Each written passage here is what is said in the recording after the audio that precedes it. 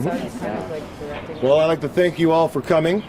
We're about to begin the press conference for the Regis Korchinski-Paquet family. As everyone knows, that 2020 was an unprecedented year of media coverage for the deaths of black and young indigenous people. In the United States, we saw the report on March 13th, the death of Breonna Taylor. Months later, everyone watched on May 25th, 2020, the horrific death of George Floyd, who was choked to death in front of the world on a camera phone. 2 days later, on May 27, 2020, Claudette Korchinski-Paquet called the 11th Division looking for assistance regarding her children, Reese and Regis, who was yelling at him due to her post-ictal issues following 2 seizures. She told the police that she saw Regis reach for a knife, but simply wanted them removed and have her brought to CAMH for her to calm down. The family had asked for assistance in the past from 11th Division. When the police arrived, the dispute was quelled, and there had reached a certain placidity inside of the hallway. Everyone was inside the hallway at 100 Hyde Park, outside of the apartment 2416. Separated from the family, Claudette and Reese observed aggressive and physical grabbing of Regis in the hallway. Prior to Regis and the officers entering into 2416, she was on her cell phone with her father, speaking to him. When the officers emerged from the apartment, the family was not told how she managed to evade 6 officers and get to the balcony. They did not hear any words uttered by any of the officers to de-escalate the situation or acknowledge that there was a situation in the first place. Finally, in the days that immediately followed her death, prior to the release of the report that took place by the SIU, it was believed that she had committed suicide for completely unknown reasons by the family. On August 2020, Director of SIU, Joseph Martino, released a report correcting the misstatement that Ms. Paquet had committed a suicide. It was now being characterized as a fallen death, noting in his report that the subject officers noted no suicidal ideations. The report 20 TCD 124, under the heading Dispatch Recordings, the SIU established a very clear and incontrovertible timeline. The timeline in the SIU report was as follows. At 5:16:28, 11th Division police officers were dispatched to the apartment. The dispatcher advised, "It's a hot shot for the brother attacking the complainant, getting another call from unknown trouble. I think it's the parents calling in, having a problem with the son and daughter, wanting them removed." At 5:21 p.m., dispatch advised responding police officers a woman was still armed with knives and was in the apartment while the brother was in the stairwell with cuts and the mother was in the corridor. Further updates advised that CW number 2 started the fight and refused an ambulance. The Korchinski-Paquet experienced seizures and that she had the knives. Further on in the report, it indicated that at another update at 5:24:15 p.m., advised again, it is a brother and sister dispute. Both had knives at points. The female may still have the knife. She's supposed to be still in the apartment. Brother in stairwell, mom in the hallway. During the time that Ms. Korchinski-Paquet third 911 call, a police officer, now known to have been witness officer number 3, dispatched. They received another call as Ms. Korchinski-Paquet was not satisfied with the help that they were providing. At 5:32 p.m., the SO reported that they were on scene with the 2 individuals and that no knives were present and an ambulance was not required. At 5:39 p.m., witness officer number 3 reported she scaling the balcony here. About 35 seconds later, He reported the daughter made her way out to the patio and climbed over the railing, and it appears she was trying to get to the neighbor's unit, she hanging on the side of the patio. Witness officer number 4 subsequently reported, "Can we get an ambulance ASAP? The girl fell." On November 20th, 2020, the family filed an OIPRD report initiating an independent investigation into the whereabouts and the actions of the SIU's subject officers, and in terms the conduct and the policies of the officers who participated in the actions that took place on May 27, 2020. In an unprecedented step, the OIPRD has launched both a conduct and policy review of the actions that took place that day. The family, more so the community, was not satisfied by the findings of the SIU report that was released on August 26, 2020, and similar calls for transparency and reform, as was discussed in the Honorable Justice Tulloch's report on April 26, 2016, is being demanded.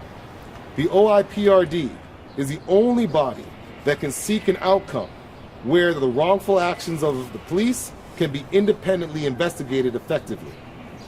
On February 1st, 2020, the family requested that the SIU reopen their investigation due to the community's response to Mr. Martino's report that reflected that Miss Paquet, Regis Paquet, managed to outwit and outmaneuver 6 officers in room 2416 in the high-rise apartment on May 27, 2020.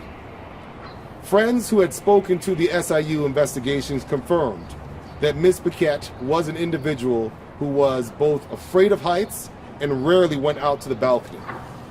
What resulted from the report were more persons coming forward to the family stating that they made their names as well as their information known to the SIU report, to which they were not found in the report upon review.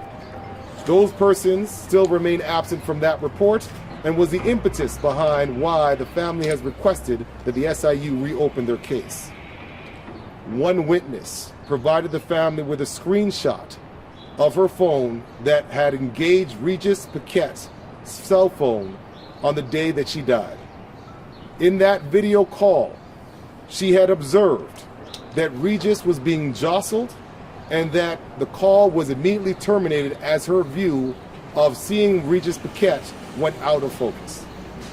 Thinking that she was engaged with her family member or possibly her brother, the witness attempted to reestablish video contact with that same cell phone, only to have each one of her subsequent attempts canceled by whoever was holding her phone on that day, following Regis's death. This screenshot was provided to the OIPRD, and they will be investigating further into this. The difficulty that the family has dealt with following February 8, 2020, as they sought the return of the phone for their own investigations and for the immediate desire to download the hundreds of images of their deceased daughter that had died for their own posterity, still remains unprovided for. Through counsel from the SIU, they have contacted our office and have indicated and have taken the position that her cell phone was never in the possession of the SIU and never in the possession of their investigation. This is unacceptable and untenable. This is contrary to persons who have contacted the family and confirmed that investigators have contacted them through information that was sent to Regis's phone. The family here today stands with Ijaz Chaudhry, who on June 22nd died by police, who also stands with Chantel Moore, who died on June 4th, 2020. The family, in noting that there is a need for systemic change, has implored the OIPRD to continue their investigation and therefore is launching a website, regisforever.com. The purpose of this website is to help the public disseminate and provide to the family directly any information that they have that had taken place on May 27, 2020. The purpose of this foundation is also to encourage the necessity of body cameras, which was a pilot program that was started in 2016 alongside the Justice Tulloch report that was released in April of 2016, which still has not remained completely implemented up until this date. Moreover, this website, which will be launched by this Friday, will allow those who had heard the cries of Regis screaming for help mom, to have direct contact with the family so that they can assist in the investigation that is being completed on both the conduct and the policies of the officers who were engaged in their investigation on May 27, 2020 at 2416 100 Hyde Park. Now, there is notation of the second autopsy report that was completed following the original autopsy report by the family. It is the intention of the family to update the public upon the further medical review of a separate independent medical expert to call for whether or not there is a necessity for a coroner's report as well as a coroner's inquest into the death of Regis Korchinski-Paquet, given the fact that she arguably was in custody at the time of her death. The family is deeply saddened by the willful either destruction or negligence in reference to the cell phone that was noted several times in Mr. Martino's report. Regardless of the perception that one may have of this entire case, it is to note that it is a daughter, a sister, an aunt who has passed away needlessly. She was a person of black and indigenous descent and was and deserves to have the respect of not to be treated as a second-class citizen in trying to obtain information as well as answers to what happened inside of that apartment at 2416 100 Hyde Park on May 27, 2020. Let's all, in this attempt by the family, afford them the dignity and the support that they need to get the answers that they deserve. And following this, we will answer any questions that may come through Zoom, but this is the formal position of the family as we will be proceeding with the OIPRD investigation. My name is Jason Bogle, and I represent the family moving forward. Thanks so much, Jason. So did the SIU elaborate on why they never asked to speak to the friend who reached out to them, as well as why that cell phone footage was you just said that they had said that they hadn't investigated it as part of their investigation, but did they ever say why? No, we have information that the individual had provided the name and their contact to the SIU. From the investigation that took place prior to me being retained as counsel, it was clear that that disclosure was not part of the report. We have therefore provided that report and screenshot to the OIPRD, to which now they are taking up in their investigations to pursue a more thorough and active and transparent investigation, as was discussed in the Justice Tulloch report, for the need of police oversight. So can you just talk about the cell phone for a second?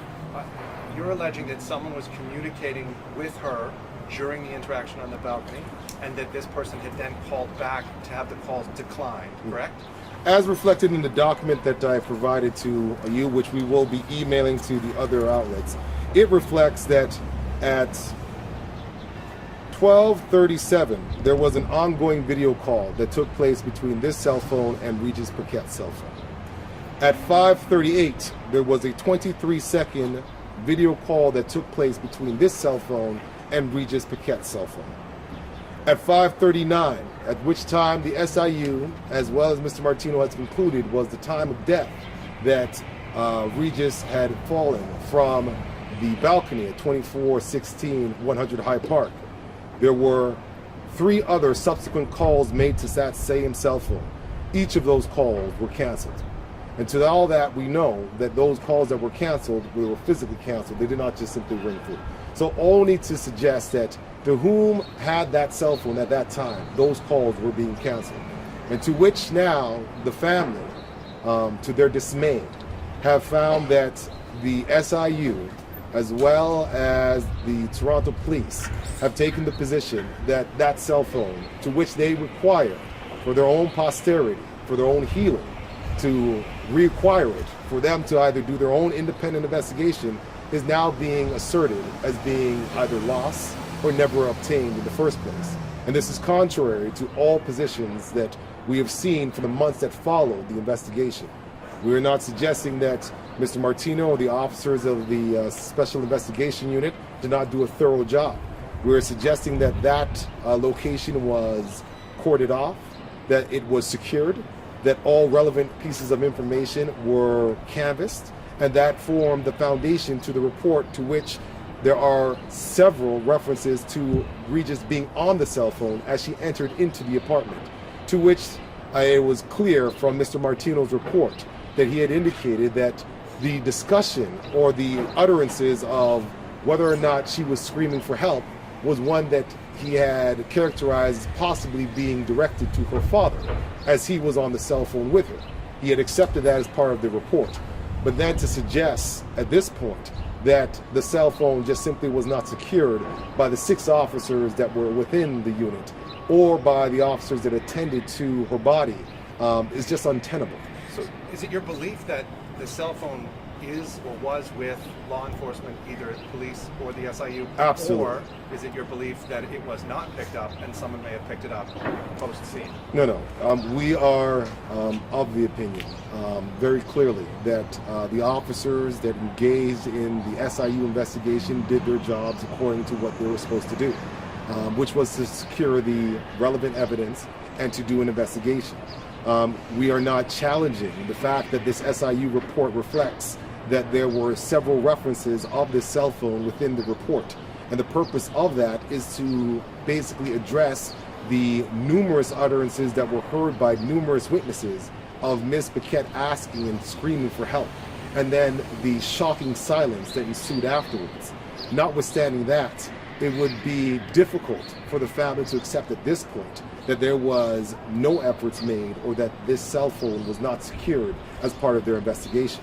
And if that was the case, it would be a dereliction of the responsibilities of those that secured the scene at that time, in which we will leave it to the OIPRD to do whatever investigation they feel is suitable to come to a conclusion that would address the misconduct, if any, that they would find inside of their investigation. You touched on it, but can you just close that loop? What would this cell phone change? I mean, what would it change in the investigation as well? What would that have changed in the investigation? Yeah, in terms of the conclusion that the SIU came to. Well, in reference to the fact that if the cell phone reflected that she was engaged in a video call prior to her immediate death, then that may change the timeline to which the officers indicated how it was that she was able to, quote unquote, make it to the balcony. Whether or not they were engaged with her at the time of when, quote unquote, there was a discussion regarding her being on the cell phone. The necessity of her being isolated from the family as she was basically being allowed to re-enter into the apartment, notwithstanding the fact that there was a clear position that there was not going to be any removal of any persons at the quote-unquote apartment. Brief moment, there's a question from Zoom. What is the question, Ms. Watson?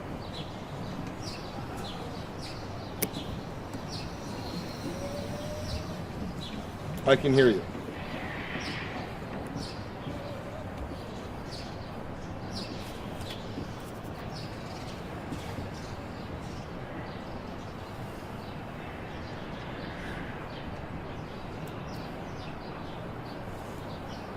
Okay, so the question was in reference to the OIPRD investigation and why is it unprecedented.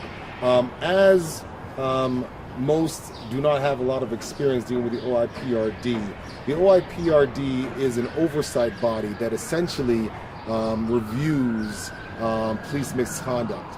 In certain instances, the OIPRD are mandated to investigate conduct, policies, or service.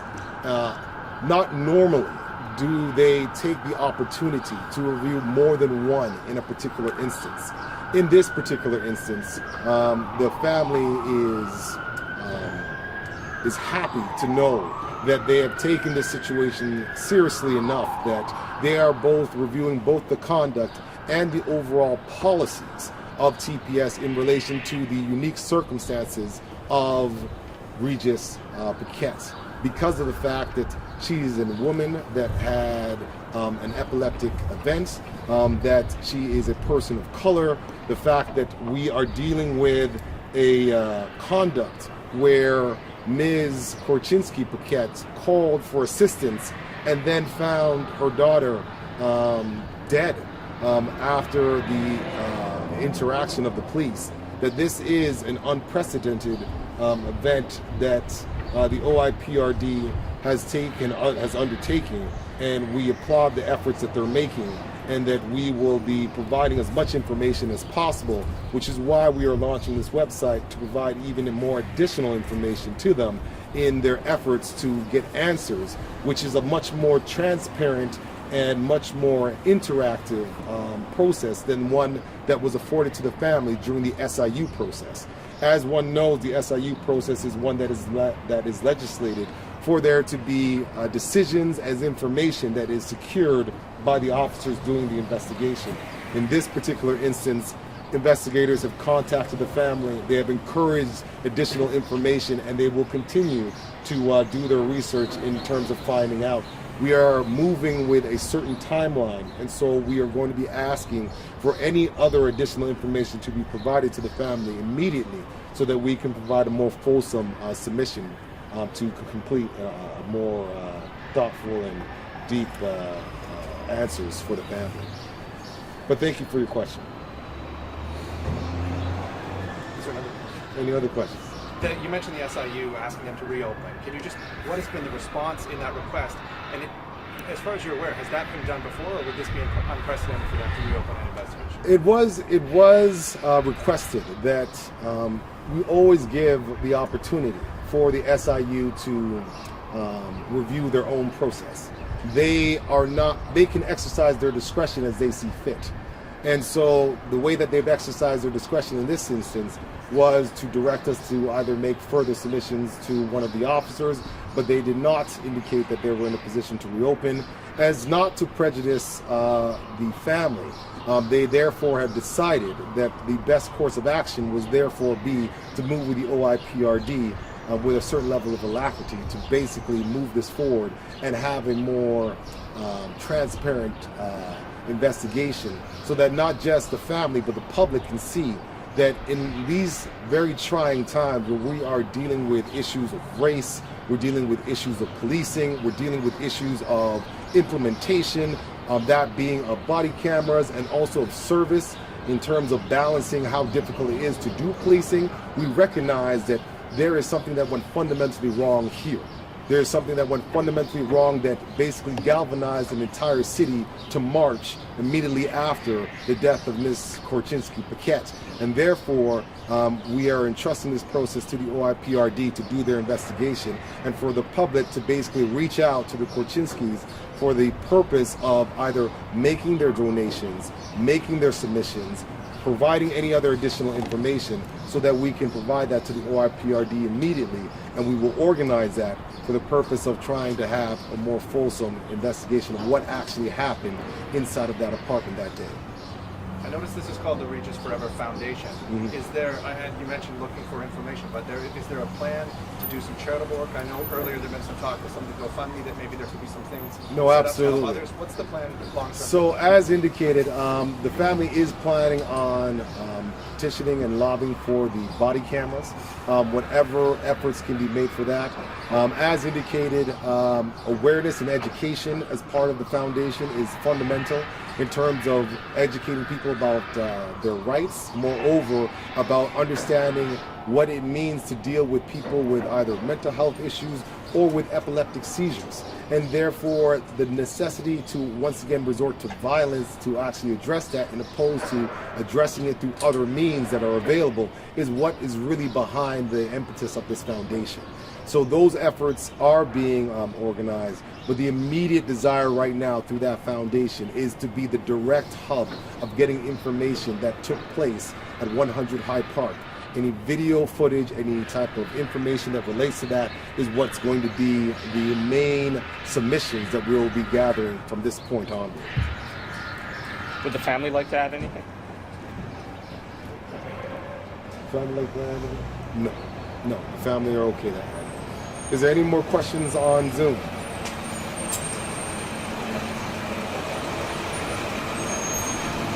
Okay. Well, that would conclude our press conference. We'd like to thank you all for chiming and tuning in. I appreciate you taking the time on this beautiful day to come out, and stay safe and be well. Thank you so much. Can you just leave that? Make sure we get a shot of it. We'll just get a shot of that. Yes, of course. On the table. Yeah, thank you. That's all right. Do you want to shoot for cool? That's an important Listen, part. Mike's in the way, so yeah, let's real important job. It's in the package, but That's disgusting. Never ever seen that before. My mom's open that. Not just me. Oh.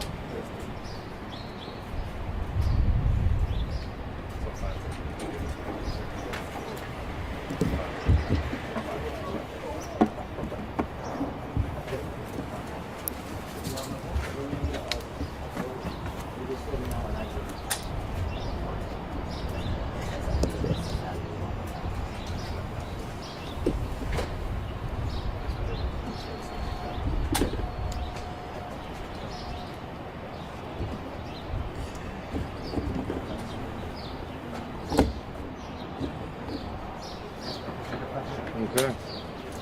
So thanks, sir. Tom will take the card. You want to take the card, or you want to just plug it in? oh.